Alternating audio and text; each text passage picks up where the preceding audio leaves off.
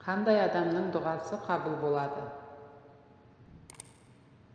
Бір ауылда дұғасы екі етілмей қабыл болатын бір адам бар екен.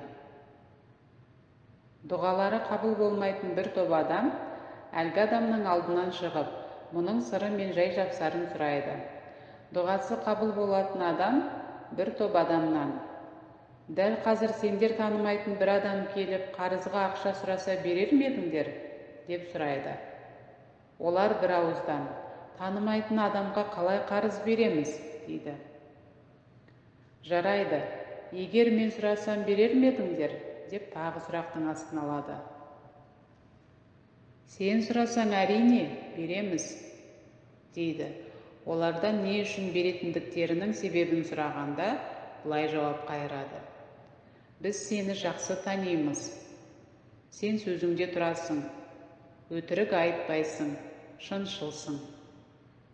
Сен әрдайым жақсылық істейсің» дейді. Сонда әлгі адам: «Міне, Алла тағала да дәл солай. Өзін жақсы танитын, өзіне берік сенетін, әрдайым оны еске алатын, құлдық міндетін қолынан келгенше дұрыс атқаратын адамдардың дұғасын қабыл етеді» деген екен.